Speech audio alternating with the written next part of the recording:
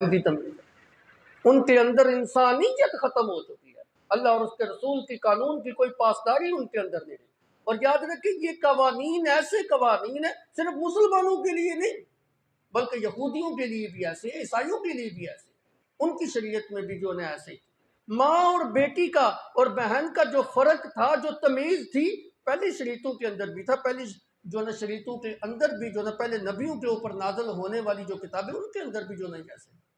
صرف آدم علیہ السلام کی شریعت کے اندر جو ہے نا دو بہن اور بھائی کا نکاح جو ہے نا وہ جائز تھا، وہ بھی انسانیت کی ابھی ابتدا چکے ہوئی نہیں تھی، ایک مجبوری تھی، لیکن وہاں پر بھی یہ قانون اور اصول اپنایا گیا کہ جو بھائی صبح کے وقت پیدا ہوا ہے اور اس کے ساتھ بہن جو صبح کے وقت پیدا ہوئی ہے اس کے ساتھ نکاح جائز نہیں۔ صبح کے وقت پیدا ہونے والا بھائی دوپہر کے وقت پیدا ہونے والی بہن کراس، اور دوپہر کے وقت پیدا ہونے والا بھائی صبح کے وقت جو پیدا ہونے والی بہن ہے، اس طرح کراس جو ہے نا وہ کر دیا۔ تو وہ چونکہ نسل انسانیت کی ابتدا تھی، ابھی جو ہے نا وہ اتنی افرادی قوت نہیں تھی، اتنے قبائل نہیں تھی، تو ایک مجبوری تھی، اس مجبوری کی بنا پہ اس شریعت میں ایسا کیا گیا، وگرنہ بعد والی شریعتوں کے اندر تو ماں بہن بیٹی کی تمیز رکھی گئی ہے۔ تو مغرب کا آزاد معاشرہ اور بدتمیز معاشرہ اور بے غیرت معاشرہ اس کو تو یہ سزا دیتا ہے، لیکن محمد عربی صلی اللہ علیہ وسلم کے جو سچے غلام ہیں اور اسلام کے جو پیروکار ہیں ان کو یہ زیب نہیں دیتا کہ وہ جو ہے نا ماں اور بہن کی تمیز کو جو ہے نا وہ ختم کر۔ یہی بات اللہ کہہ رہے انہ کان فاحشہ، یہ بے حیائی کا کام۔ وَمَقْتَ، دوسرا جو اللہ رب العزت نے فرمایا یہ رب کی ناراضگی کو ظاہر کرنے والی بات ہے، یہ رب کے غصے کو ابھارنے والی بات ہے کہ کوئی بندہ اپنی باپ کی منکوحہ سے جو ہے نا وہ نکاح کر لے، یہ تو رب کے غضب کو جوش دلانے والی جو ہے نا وہ بات ہے۔ اس سے تمہارے اوپر اللہ کی رحمت نہیں نازل ہوگی بلکہ جو ہے نا اللہ کا غضب جو ہے نا تمہارے اوپر اترے گا، اللہ کی ناراضگی جو ہے نا وہ تمہارے اوپر اترے گی۔ امام راضی رحمت اللہ علیہ فرماتے ہیں انسان کی عقل اگر درست ہو نا تو وہ اس بات کو تصور بھی نہیں کر سکتا، تسلیم ہی جو ہے نا وہ نہیں کر سکتا کہ وہ اپنی باپ کی منکوحہ کے ساتھ جو ہے نا نکاح کرے۔ اور تیسری بات اللہ رب العزت نے فرمائی سا سبیلا، یہ بہت ہی برا رستہ ہے، یہ بہت ہی برا جو ہے نا رستہ ہے، یعنی انسانی سوسائٹی اور انسانی معاشرہ اس بات کو بھی قبول کرنے کے قابل نہیں۔ معاشرتی اعتبار سے بھی دیکھیں نا، اگر کوئی بندہ اپنے باپ کی منکوحہ سے نکاح کر دے لوگ اس کو لعن طعن کریں گے، یہ تو تیرے باپ کی بیوی تھی، تو نے اس کے ساتھ نکاح کر لیا۔ وَسَاءَ سَبِيلًا، بہت برا رستہ ہے۔ تمہارا معاشرتی نظام، تمہاری سوسائٹی بھی اس بات کو قبول کرنے سے قاصر ہے۔ گویا عقلی اعتبار سے دیکھو تو پھر بھی یہ بات بری ہے، معاشرتی اعتبار سے دیکھو تو پھر بھی جو ہے نا یہ بات بری ہے، شریعت کی روح سے دیکھو تو پھر بھی یہ بات بری ہے، اللہ کے غضب کو جو ہے نا وہ دعوت دینے والی چیز ہے۔ اس لیے اللہ رب العزت نے اس چیز سے جو ہے نا ہم کو روکا ہے۔ ایک روایت کے اندر جو آتا ہے حضرت برہ ابن عازب رضی اللہ تعالیٰ عنہ میرے نبی کے صحابی ہیں، وہ ایک دفعہ رستے سے گزر رہے تھے، دیکھا کہ ان کے ماموں جو ہے نا وہ سواری کے اوپر سوار ہیں، ایک جھنڈا جو ہے نا وہ اٹھایا ہوا ہے، رستے سے جو ہے نا گزر رہے ہیں۔ انہوں نے پوچھا ماما جی کتنے چلے ہو، ماموں جان آپ کہاں جا رہے ہیں؟ تو انہوں نے آگے سے ماموں جان نے جواب دیا کہ اللہ کے رسول صلی اللہ علیہ وسلم نے مجھے فلاں شخص کو قتل کرنے کے لیے بھیجا ہے۔ یہ جو جھنڈا میں نے اٹھایا ہوا ہے یہ اللہ کے رسول صلی اللہ علیہ وسلم کا علم ہے۔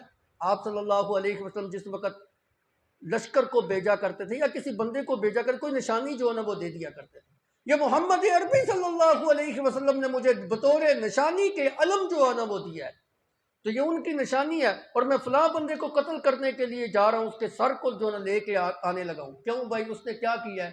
روایات میں آتا ہے کہ اس نے اپنے باپ کی منکوحہ کے ساتھ نکاح کر لیا، اور سمجھانے کے باوجود باز نہیں آتا تھا، اس لیے اللہ کے پیغمبر صلی اللہ علیہ وسلم نے ایک صحابی کو بھیجا جاؤ اس کو قتل کر کے۔ کیوں قتل کرتے ہو؟ اس لیے کہ قرآن پاک کی اس آیت کا گویا کہ اس نے انکار کر دیا ہے، اور قرآن کی آیت کا انکار کرنے والا انسان جو نا مرتد ہو جاتا ہے، اور مرتد جو ہوتا ہے وہ واجب القتل ہو، اس لیے قرآنی احکام کا انکار جو ہے نا وہ نہیں کرنا چاہیے۔ تو کتنی بری جو ہے نا وہ سزا ہے اس کی شریعت نے جو ہے نا وہ مقرر کی ہے۔ تو اسی طرح آگے جو ہے نا اللہ رب العزت نے ان رشتوں کا تذکرہ کیا ہے جو نسبی طور پر جو ہے نا کسی شخص کے لیے حرام ہے. فرمایا حرمت علیکم امہاتکم و بناتکم و خواتکم. اللہ رب العزت نے تمہارے اوپر حرام کر دی ہیں، حرمت حرام کر دی گئی ہیں تمہارے اوپر، تمہاری مائیں اور تمہاری بیٹیاں اور تمہاری بہنیں. جس وقت کہا نا تمہاری مائیں، تو اس سے مراد صرف وہ ماں نہیں جس نے تم کو جنا ہے، باپ کی دوسری منقوہ بھی اس کے اندر جو نہ آ گئی ہے، وہ بھی تو ماں کا درجہ رکھتی ہے جیسے ستیلی ماں. اور جس وقت کہا نا مائیں تمہارے اوپر امہاتکم، تمہاری مائیں تمہارے اوپر جو نا حرام کر دی گئی، تو اس میں صرف ماں نہیں آئی بلکہ ماں کی ماں، ماں کی ماں کی ماں، نانی، پرنانی، لکر نانی، چکر نانی، اوپر چلتے جائیں. اسی طرح دادی، پردادی، لکر دادی، چکر دادی، اوپر جو ہے وہ چلتے جائیں. وہ ساری کی ساری جو ہے نا وہ تمہاری مائیں تمہارے اوپر جو ہے نا وہ حرام ہو گئی. وبناتکم، اور تمہاری بیٹیاں جو ہے نا وہ تمہارے اوپر حرام ہو گئی. تو جس وقت بیٹی کا نا تو بیٹی کی بیٹی یعنی نواسی، اور آگے نواسی کی بیٹی، آگے اس کی بیٹی، نیچے چلتے جائیں. اسی طرح بیٹے کی بیٹی، پوتی، پر پوتی، لکر پوتی، چکر پوتی، وہ سارے اسی طرح سے چلتے ہیں. یعنی تمہارا اصول اور تمہارا فروع، اصول کہتے ہیں اوپر چلتے جائیں باپ دادا پر دادا، اور فروع کہتے ہیں بیٹا، پوتا، پر پوتا، نیچے جو ہے نا وہ چلتے جائیں. تمہارے اصول و فروع جو ہیں یہ تمہارے اوپر اللہ نے جو ہے نا وہ حرام کر دیے. اسی طرح فرمایا وَأَخَوَاتُكُمْ، اور تمہاری سگی بہنیں جو ہے نا، تمہاری بہنیں جو ہے نا وہ بھی تمہارے اوپر حرام کر دی گئی. اس کا مطلب یہ نہیں ہے جو حقیقی بہن ہے یعنی ماں اور باپ شریک بہن وہ تو حرام ہے جی، اللاتی اور احیافی بہنیں جو ہے نا وہ حرام نہیں ہیں، وہ بھی حرام جی. سمجھے، بہنوں کی 3 قسمیں ہیں.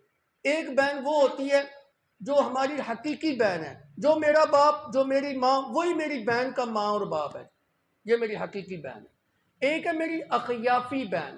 اخیافی بہن اس بہن کو کہتے ہیں کہ ماں تو ایک ہو، باپ جدا جدا ہو. اور اللاتی بہن اس کو کہتے ہیں کہ باپ ایک ہو، مائیں جو ہے نا وہ جدا جدا ہو. یہ بھی بہنیں ہیں، اللاتی بہن ہو، اخیافی بہن ہو، عینی اور حقیقی بہن ہو، ہر طرح کی بہن اس کے اندر جو ہے نا وہ آ گئی. وَأَخَوَاتُكُمْ، تمہارے لیے حرام کر دی گئی ہیں تمہاری بہنیں کہ ان کے ساتھ بھی تم نکاح جو ہے نا وہ نہیں کر سکتی، ان تینوں میں سے وہ کسی بھی قسم کے ساتھ جو ہے نا وہ تعلق رکھتی ہوں.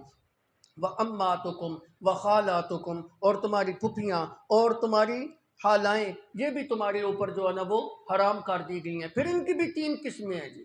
ایک پھپھی ہوتی ہے حقیقی جو باپ کی سگی بہن ہے جی. ایک پھپھی وہ ہوتی ہے جو باپ کی اللاتی بہن ہے، باپ شریک بہن ہے، مائیں جدا جدا ہیں. ایک پھپھی وہ ہوتی ہے جن کی مائیں تو باپ اور اس بہن کی مائیں تو ایک، ماں تو ایک ہے لیکن باپ الگ الگ ہیں.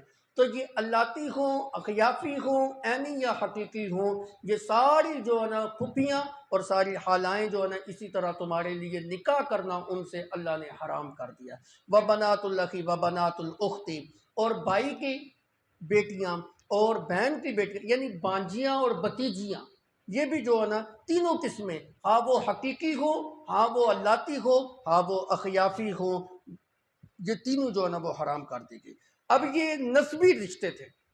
اب نسبی رشتوں کے بعد اللہ رب العزت نے رضائی رشتوں کا جو ہے نا وہ تذکرہ کیا. وَأُمَّهَاتُكُمُ اللَّاتِي أَرْضَعْنَكُمْ، اور تو جو تمہاری رضائی مائیں ہیں ان کے ساتھ نکاح کرنا بھی حرام ہے. وَأَخَوَاتُكُم مِّنَ الرَّضَاعَةِ، اور جو تمہاری رضائی بہنیں ہیں ان کے ساتھ نکاح کرنا بھی حرام ہے. یاد رکھیے، ایک بچے نے کسی عورت کا دودھ پی لیا، وہ اس کی حقیقی ماں نہیں ہے، اس عورت نے اس کو جنم نہیں دیا. مثال ایسے لے لیں جیسے نبی صلی اللہ علیہ وسلم نے اما حلیمۃ السعدیہ رضی اللہ تعالیٰ عنہا کا دودھ پیا تھا. اب اما حلیمۃ السعدیہ نے نبی صلی اللہ علیہ وسلم کو جنم نہیں دیا، جنم تو حضرت آمنہ نے دیا تھا، لیکن وہ بھی ماں ہے، رضائی ماں ہے. تو جس عورت نے جس بچے کو دودھ پلایا ہے وہ اس بچے کے لیے رضائی ماں کا درجہ جو ہے نا وہ رکھتی ہے. جس طرح حقیقی ماں سے نکاح کرنا جائز نہیں، اسی طرح رضائی ماں سے بھی نکاح کرنا جائز نہیں. ابد الاباد جو ہے نا وہ حرام ہوگی. اسی طرح رضائی بہن سے بھی نکاح کرنا جو ہے نا وہ جائز نہیں. مثلا جس عورت کا بچے نے دودھ پیا ہے اس کی جو بیٹا اور بیٹی ہے، اس دودھ پینے والے بچے کا رضائی جو ہے نا بھائی بہن جو ہے نا وہ لگ گئے. یا کسی 2 غیر بچوں نے جن کا آپس میں کوئی تعلق نہیں ہے، وہ کسی غیر عورت کا جو ہے نا وہ دودھ پی لیا، تو وہ دونوں بھی آپس میں رضائی بہن اور بھائی جو ہے نا بن گئے۔ تو رضائی بہن اور رضائی بھائی جو ہوتے ہیں ان کا بھی آپس کے اندر نکاح جو ہے نا وہ درست نہیں ہو سکتا۔ اسی طرح رضائی ماں کے ساتھ بھی جو ہے نا وہ نکاح درست نہیں ہو سکتا۔ بلکہ یاد رکھیے ایک روایت کے الفاظ جو ہیں یخرم من الرضاعۃ ما یخرم من النسب، کہ نسب سے جو رشتے حرام ہوتے ہیں رضاعت سے وہ سارے رشتے حرام ہیں۔ نسب سے جو رشتے حرام ہوتے ہیں، نسبی ماں سے نکاح جائز نہیں ہے، نسبی بہن سے، حقیقی بہن سے نکاح جائز نہیں، اسی طرح رضائی ماں سے بھی نکاح جائز نہیں، رضائی ماں جو بہن بھائی ہیں ان سے بھی نکاح جو ہے نا وہ جائز نہیں، رضائی پھپھی سے بھی نکاح جائز نہیں، رضائی خالہ سے بھی نکاح جائز نہیں ہے۔ تو جتنے، اسی طرح رضائی چچا سے اگر کسی لڑکی نے دودھ پیا ہے تو رضائی چچا سے جو نا نکاح جائز نہیں، رضائی باپ سے جو ہے نا وہ نکاح جو ہے نا وہ جائز نہیں۔ تو جو نسب کے اعتبار سے رشتے جو ہے نا حرام ہو جاتے ہیں جن کے ساتھ نکاح کرنا جائز نہیں، رضاعت سے، دودھ پینے سے وہ سارے کے سارے رشتے جو ہے نا وہ حرام ہو جاتے ہیں، ان کے ساتھ جو ہے نا نکاح کرنا جائز نہیں۔ پھر ایک اور مسئلہ سمجھیے، رضاعت کب ثابت ہوتی ہے؟ بڑا اہم مسئلہ ہے۔ یہ نہیں ہے کہ اس وقت آپ کسی عورت کا دودھ پی لیں تو آپ کی رضاعت جو ہے نا وہ ثابت ہو جائے گی، ایسی بات نہیں ہے۔ رضاعت کی مدت قرآن نے 2 سال بیان کی ہے، والوالدات یرضعن اولادہن حولین کاملین، 2 مکمل سال۔ اب 2 مکمل سال کب ہیں؟ وہ 2 سال کون سے ہیں؟ پیدائش سے لے کر جب تک بچے کی عمر 2 سال مکمل نہیں ہو جاتی، یہ جو پہلے 2 سال کی عمر ہے، اس عمر کے اندر، اس زمانے کے اندر اگر کسی بچے نے کسی عورت کا بھی دودھ جو ہے نا وہ پی لیا تو وہ اس کی رضائی ماں بن گئی۔ اور اگر 2 سال کی عمر گزر جانے کے بعد اگر جو ہے نا وہ دودھ پیتا ہے تو اس کی رضاعت اس سے ثابت نہیں ہوگی۔ صرف امام ابو حنیفہ رحمۃ اللہ علیہ اس کے قائل ہیں، لیکن احناف کا بھی یہ مسلک نہیں ہے۔ احناف کا بھی مفتابی قول یہ ہے کہ رضاعت کی مدت 2 سال۔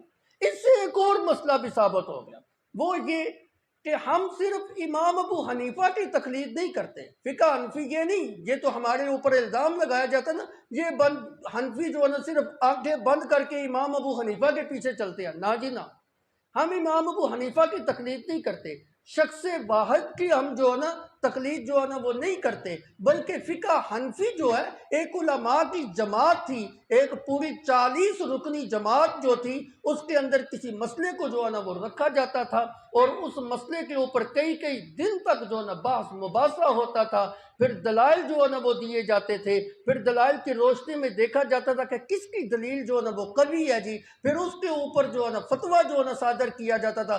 فقہ حنفی کے بہت سارے مسائل ایسے ہیں جو امام ابو حنیفہ رحمۃ اللہ علیہ کے ساتھ ٹکراؤ کرتے ہیں، تو ہم صرف امام ابو حنیفہ رحمۃ اللہ علیہ کے مقلد نہیں بلکہ فقہ حنفی کے جو ہے نا مقلد ہیں۔ جس قول کے اوپر جو ہے نا فقہ حنفی کا جو ہے نا فتویٰ ہے، ہم اس کو جو ہے نا وہ مفتابی قول جو ہے نا وہ تسلیم کرتے ہیں۔ امام ابو حنیفہ کی رائے اس مسئلے کے اندر بھی 2.5 سال مدت جو ہے نا وہ رضاعت ثابت کرتے ہیں، لیکن فقہ حنفی اور جمہور دوسرے دیگر تمام ائمہ وہ یہ کہتے ہیں کہ رضاعت کی مدت 2 سال ہے۔ تو عرض یہ کر رہا تھا کہ 2 سال کے اندر اندر جس بچے نے جو ہے نا جس عورت کا دودھ پی لیا اس کی رضاعت جو ہے نا وہ ثابت ہو گئی۔ پھر یاد رکھیے علماء کا اس مسئلے میں بھی اختلاف ہے کہ دودھ پینے کی مقدار کتنی ہے۔ امام ابو حنیفہ رحمۃ اللہ علیہ فرماتے ہیں کہ اگر کسی بندے نے اتنی مقدار کے اندر کسی عورت کا 2 سال کی مدت کے اندر اندر دودھ پی لیا کہ جتنی مقدار پینے سے کسی بندے کا روزہ ٹوٹ جاتا ہے، اب دیکھیں نا آپ ایک گھونٹ پانی کا اندر چلا جانا روزہ ٹوٹ جاتا ہے، اب ایک گھونٹ اگر جو ہے نا کسی عورت کا دودھ اس بچے نے 2 سال کی مدت کے اندر اندر پی لیا بس اس کی رضاعت ثابت ہو۔ اور امام احمد بن حنبل رحمۃ اللہ علیہ فرماتے ہیں جب تک 3 گھونٹ نہیں پیے گا اتنی دیر تک رضاعت ثابت نہیں ہوگی، اور امام شافعی رحمۃ اللہ علیہ 5 گھونٹ تک جو ہے نا وہ کہتے ہیں 5 گھونٹ پیے گا پھر جو ہے نا رضاعت جو ہے نا وہ ثابت جو ہے نا ہوتی ہے۔ پھر یاد رکھیے کہ دودھ عورت کا پینے سے رضاعت ثابت ہوتی ہے، بکری کا، گائے کا، بھینس کا، اونٹنی کا پینے سے رضاعت ثابت نہیں ہوتی۔ مثلا کسی 2 بچوں نے ایک بکری کا دودھ پی لیا تو یہ رضاعت ثابت نہیں، یہ رضائی بہن بھائی جو ہے نا وہ نہیں بنیں گے۔ ایک عورت کا دودھ پینے سے جو ہے نا رضاعت ثابت۔ ہاں علماء نے یہ مسئلہ بیان کیا ہے کہ اگر وہ ایک عورت کا دودھ ہے اور اس کے اندر بکری کا دودھ بھی جو ہے نا وہ ملا لیا گیا ہے، پھر دیکھا جائے گا کہ عورت کے دودھ کی مقدار زیادہ ہے یا بکری کے دودھ کی مقدار زیادہ ہے۔ اگر عورت کے دودھ کی مقدار زیادہ ہے تو غلبہ عورت کے دودھ کو دیکھ کر رضاعت ثابت ہو جائے گی۔ اگر بکری کا دودھ زیادہ ہے اور عورت کا دودھ اس میں کم جو ہے نا ملایا گیا ہے تو پھر جو ہے نا رضاعت ثابت نہیں ہوگی۔ یہ ایک الگ جو ہے نا صورت جو ہے نا بیان کی گئی ہے۔ پھر یہ بھی یاد رکھیے بعض دفعہ ایسا ہوتا ہے کہ بڑی عمر کے اندر جا کے جو ہے نا پتہ ہی نہیں ہوتا کہ ان دونوں نے کسی ایک عورت کا دودھ پیا ہوا ہے جی۔ کئی مسائل ایسے آئے ہیں، ایک عورت کی ایک مرد کے ساتھ شادی ہو گئی، بعد میں جا کے پتہ چلا اس لڑکے اور لڑکی نے تو فلاں عورت کا دودھ پیا ہوا، یہ تو دونوں رضائی بہن بھائی، نکاح ہی نہیں ہو سکتا جی۔ تو ایسی صورت میں ہر کسی کی بات تسلیم نہیں کی جائے گی، بلکہ جب تک دو گواہ جو ہے نا وہ نہیں ملیں گے اتنی دیر تک ان کی بات جو ہے نا وہ نہیں تسلیم کی جائے گی۔ دو مرد جب شہادت دے دیں گے کہ اس لڑکے اور لڑکی نے فلاں عورت کا جو ہے نا وہ دودھ پیا ہوا ہے، تو پھر اب جو ہے نا شہادت ملنے کے بعد جو ہے نا ان کا نکاح جو ہے نا وہ ختم ہو جائے گا۔ نکاح ختم کیا ہونا، نکاح تو پہلے ہی درست نہیں تھا، ان کا نکاح سرے سے ہوا ہی نہیں تھا، وہ تو لا علمی کی وجہ سے اور جہالت کی بنیاد پر جو ہے نا انہوں نے نکاح جو ہے نا وہ کیا تھا۔ البتہ اب جو ہے نا وہ میاں بیوی والے تعلقات جو ہے نا وہ توڑ دیں گے، وہ تعلق جو ہے نا نہیں رکھیں گے۔ ہاں جو اس بچے کی، جو اس آدمی کی اولاد ہوگی اس کا نسب جو ہے نا اسی آدمی کے ساتھ چلے گا۔ اور اگر دو مرد گواہ نہ ہوں تو ایک مرد اور دو عورتیں شہادت دیں گی تو ان کی شہادت جو ہے نا وہ قبول کی جائے گی۔ لیکن علماء نے یہ مسئلہ بھی لکھا ہے کہ اگر صرف ایک مرد شہادت دے یا صرف ایک عورت شہادت دے تو احتیاط اور تقوی کا تقاضا یہ ہے کہ وہ میاں بیوی والا اب بھی تعلق قائم نہ کرے۔ احتیاط کا تقاضا یہ ہے، اگر نکاح سے پہلے پتہ چل گیا تو نکاح ہی نہ کریں، اگر نکاح ہو جانے کے بعد جو ہے نا وہ پتہ چلا ہے اب بھی جو ہے نا آپس کے اندر جدا جو ہے نا وہ ہو جائیں۔ لیکن بہرحال کامل درجے کی شہادت یہ ہے کہ دو مرد گواہی دیں یا جو ہے نا ایک مرد یا دو عورتیں جو ہے نا وہ شہادت جو ہے نا وہ دیں۔ اب یہ اسلام نے جو یہ قانون ہمارے سامنے رکھا ہے رضاعت کا، اس کا فائدہ کیا ہے؟ آپ دیکھیں نا، مفت کے اندر معاشرے کے اندر امن پھیل رہا ہے، محبت پھیل رہی ہے، معاشرے کے اندر جو نا محبت اور الفت کا درس جو ہے نا وہ جا رہا ہے۔ انسان کو اپنی ماں کے ساتھ کتنی محبت ہوتی ہے، تو یہی محبت ایک غیر عورت کو رضائی ماں کی صورت میں مل رہی ہے۔ انسان کو اپنی بیٹی کے ساتھ اور اپنی بہن کے ساتھ کتنی محبت ہوتی ہے، یہی محبت جو ہے نا جب وہ ایک غیر عورت، جب وہ اس کی رضائی بیٹی رضائی بہن بنے گی اس کو محبت جو ہے نا ملے گی۔ تو محبت کا، امن کا، اتفاق کا، اتحاد کا درس جو ہے نا اس صورت کے اندر جو ہے نا عام ہو رہا ہے۔ اور اس کی مثال یہ ہے کہ نبی صلی اللہ علیہ وسلم نے غالباً غزوہ حنین کے موقع کے اوپر ایک عورت کے لیے اپنی چادر جو ہے نا وہ بچھا دی۔ صحابہ پریشان ہو گئے کہ یہ عام سی عورت اجنبی جس کو ہم بھی نہیں جانتے، ہمارے علاقے کے اندر بھی نہیں رہتی، اللہ کے پیغمبر نے نبوت کی چادر اس کے اعزاز کے اندر زمین کے اوپر بچھا دی، اوپر بیٹھی ہوئی ہے، اتنی عزت افزائی۔ یا رسول اللہ یہ عورت کون ہے؟ آپ نے فرمایا یہ میری رضائی بہن ہے۔ دیکھیں نا کتنی عزت ملی اس کو۔ تو یہ معاشرے کے اندر عزت عام ہوتی ہے، معاشرے کے اندر اتفاق ہوتا ہے، اتحاد ہوتا ہے، محبت اور الفت جو ہے نا اس سے عام جو ہے نا ہوتی ہے۔ یہ فائدہ ہے رضائی رشتوں کا۔ تو اس لیے اللہ رب العزت نے رضائی رشتوں کا تذکرہ کیا۔ وَأُمَّهَاتُ نِسَائِكُمْ، تمہاری بیویوں کی جو مائیں یعنی ساس جو ہوتی ہے وہ بھی ماں کا درجہ رکھتی ہے۔ جس طرح خاوند کی جو ماں ہے وہ ساس اس کے لیے ماں کا درجہ رکھتی ہے، اسی طرح بیوی کی جو ماں ہے وہ بھی جو ہے نا اس آدمی کے لیے، مرد کے لیے ماں کا جو ہے نا وہ درجہ رکھتی ہے۔ اور نبی صلی اللہ علیہ وسلم کا فرمان ہے ہر انسان کے دو ماں باپ ہیں۔ دیکھیں نا کتنا پیار آپ نے معاشرے کے اندر دیا۔ ایک اس کا حقیقی ماں باپ جس نے اس کو جنم دیا، اور ایک جس خاندان میں اس کا رشتہ ہوا، جو بیوی کے جو ماں باپ ہے وہ بھی اس مرد کے ماں باپ ہے۔ لیکن ہمارا معاشرہ مشرقی ایسا کوئی بگڑ چکا ہوا ہے نا، ہم اپنے ماں باپ کو تو ماں باپ سمجھتے ہیں، بیوی کے ماں باپ کو کوئی بھی نہیں سمجھتے۔ اسی طرح ہماری جو عورتیں ہوتی ہیں وہ جناب ہمارے ماں باپ کو اپنا ماں باپ سمجھنے کے لیے تیار ہی نہیں ہوتی۔ یقین کریے اگر سسر اور ساس اپنی بہو کو بیٹی سمجھ لے اور بہو جو ہے اپنے سسر کو اور اپنی ساس کو حقیقی ماں باپ کا درجہ دے کے اس طرح خدمت کرے جس طرح اپنے حقیقی ماں باپ کی جو نا خدمت کرتی ہے، یقین کریے معاشرے میں امن ہی امن ہو، لڑائیاں ختم ہو جائیں. لیکن ہوتا نہیں ہے ایسے.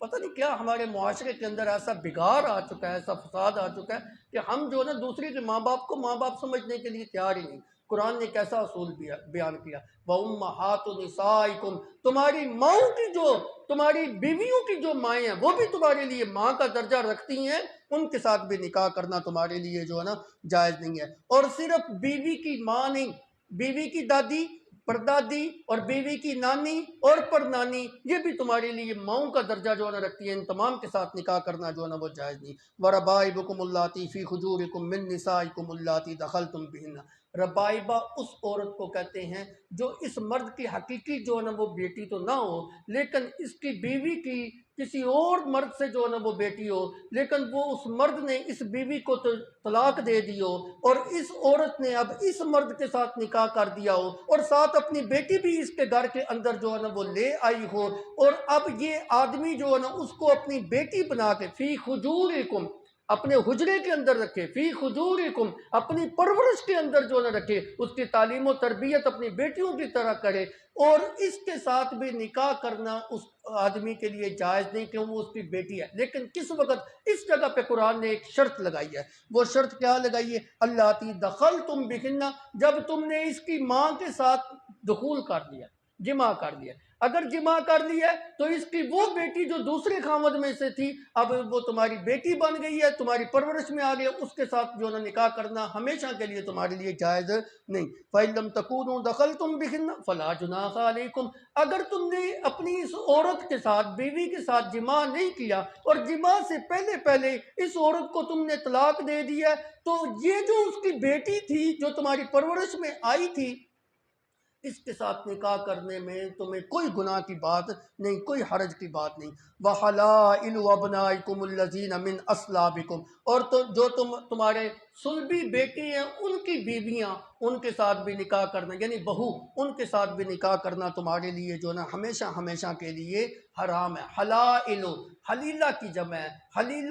خلیلہ بیوی کو کہتے ہیں. بیوی کو خلیلہ اس لیے کہتے ہیں کہ یہ مرد کے اوپر حلال ہو چکی ہوتی ہے، حلال طریقے سے وہ اس کے ساتھ جو ہے نا جسمانی تعلقات جو ہے نا وہ قائم کرتا ہے، اس لیے اس کو خلائل جو ہے نا وہ کہتے ہیں. تو تمہاری جو صلبی بیٹ من اصلابکم، تمہارے صلبی بیٹوں کی جو بیویاں ہیں ان کے ساتھ نکاح کرنا بھی جو ہے نا وہ حرام ہو گیا. یہ من اصلابکم کے لفظ سے لے پالک بیٹے نکل گئے، منہ بولے بیٹے جو ہے نا وہ نکل گئے. منہ بولا بیٹا اگر اپنی بیوی کو طلاق دے دے تو اس کے ساتھ وہ جو منہ بولا باپ ہے نا نکاح کر سکتا ہے، متبنہ ہے. مثال موجود ہے، ابھی میں نے مثال دی، نبی صلی اللہ علیہ وسلم نے اپنے منہ بولے بیٹے حضرت زید رضی اللہ تعالی عنہ کی متعلقہ بیوی حضرت زینب رضی اللہ تعالی عنہ کے ساتھ نکاح کیا. اللہ نے عرش کے اوپر نکاح کرایا خود، زوجناکہا، ہم نے تیرا نکاح اس کے ساتھ کرا دیا. تو یوں اللہ رب العزت نے معاشرے کی ایک بری رسم کا خاتمہ اپنے نبی صلی اللہ علیہ وسلم کے ذریعے جو ہے نا وہ کرایا. وَأَن تَجْمَعُوا بَيْنَ الْأُخْتَيْنِ، دو بہنوں کو ایک آدمی جو ہے نا اپنے نکاح کے اندر جمع جو ہے نا وہ نہیں کر سکتا. یاد رکھے وہ دونوں بہنیں حقیقی ہوں، اللاتی ہوں، اخیافی ہوں، عینی ہوں، کسی بھی نوع سے ہوں، ان دونوں کو جو نا کوئی بندہ اپنے نکاح کے اندر نہیں کر سکتا. ہاں یہ صورت ہو سکتی ہے اگر کسی آدمی نے اپنی بیوی کو طلاق دے دیا ہے، طلاق دینے کے بعد اس کی بہن کے ساتھ نکاح کرنا چاہتا ہے، بالکل جائز، اب جائز ہے، اب حلال ہوگی. گویا کہ یہ جو سالی ہوتی ہے یہ عارضی طور پہ حرام ہوتی ہے جب تک وہ اس کی نکاح کے اندر رہتی ہے. دیکھیں نا حضرت عثمان غنی رضی اللہ تعالی عنہ، نبی صلی اللہ علیہ وسلم کی ایک بیٹی ان کے نکاح کے اندر تھی، جب وہ فوت ہو گئی نبی صلی اللہ علیہ وسلم نے اپنی دوسری بیٹی ان کے نکاح کے اندر دے دی. تو جو ہے نا اب یہ دونوں سگی بہنیں تھیں لیکن جمع نہیں ہوئی، ایک کی زندگی گزر گئی، وفات پا گئی، بعد میں دوسری کو جو ہے نا نکاح جو ہے نا وہ دیا. تو اللہ کے پیغمبر نے ایک روایت میں آتا ہے کہ اگر میری 40 بیٹیاں ہوتی یکے بعد دیگرے میں عثمان کے نکاح کے اندر دیتا، یک مشت نہیں، یکے بعد دیگرے جو ہے نا وہ دیتا. تو سالک جو نا عارضی طور پہ حرام ہوتی ہے جب تک اس کی بہن اس کے نکاح کے اندر رہتی ہے. اگر وہ فوت ہو گئی ہے یا خاوند نے اس کو طلاق دے دیا ہے تو سالک کے ساتھ نکاح کرنا جو ہے نا وہ بالکل جو ہے نا وہ جائز ہے. جس طرح دو بہنوں کو اکٹھا نکاح کے اندر رکھنا ناجائز ہے نا، اسی طرح بتیجی اور پھپھی کو اور بانجی اور خالہ کو، جو دو محرم رشتے ہیں، ان کو بھی نکاح کے اندر اکٹھا رکھنا ناجائز ہے. اور یاد رکھیے، آپ کو ایک اور مسئلہ بتا دوں، ویسے آج کل تو یہ آتا نہیں ہے، جس طرح دو حقیقی بہنوں کو نکاح کرنا جو ہے نا یہ نکاح میں رکھنا درست نہیں، اسی طرح اگر کسی انسان کے پاس دو لونڈیاں ہوں اور وہ دونوں لونڈیاں حقیقی بہنیں ہوں تو ایک کے ساتھ جو ہے نا جسمانی تعلقات قائم کر سکتا ہے، دوسری لونڈی کے ساتھ جمع بھی نہیں کر سکتا. کیوں؟ یہاں پہ جو دو جمع کرنے کی ممانعت ہے وہ یہ ہے کہ دونوں کے ساتھ جسمانی تعلقات قائم نہ ہوں. تو اگر دو لونڈیاں ہیں، دونوں سگی بہنیں ہیں، تو ان دونوں کے ساتھ جسمانی تعلقات نہیں قائم کر سکتا. ہاں، بطور مال کے دونوں کو جو ہے نا وہ رکھ سکتا ہے. تو اللہ کے پیغمبر صلی اللہ علیہ وسلم کا واضح فرمان بھی ہے کہ ایک عورت اور اس کی بتیجی کو کوئی بندہ نکاح میں جمع نہ کرے. اسی طرح ایک بانجی کو اور اس کی خالہ کو جو ہے نا بتیجی کو جو بتیجی اور خالہ کو نکاح کے اندر جو ہے نا وہ جمع نہ کرے. تو ایک روایت کے اندر آتا ہے، حضرت ضحاک رضی اللہ تعالی عنہ، انہوں نے اسلام قبول کرنے سے پہلے دو سگی بہنوں کو اپنے نکاح کے اندر جو ہے نا وہ رکھا ہوا تھا. جب اسلام قبول کیا، اللہ کے پیغمبر صلی اللہ علیہ وسلم نے حکم فرمایا کہ دونوں بہنوں میں سے ایک کو رکھو، دوسری کو طلاق دے کر جو ہے نا وہ فارغ کر دو. تو یہ کچھ رشتے جو ہے نا اللہ رب العزت نے بیان کیے کہ یہ محرم ہے، حرام ہے تمہارے اوپر، اور ان کے ساتھ نکاح کرنا تمہارے لیے قطعاً جائز نہیں، الا ما قد سلف، ہاں آج سے پہلے جو تم غلطی کر چکے وہ گزر چکا.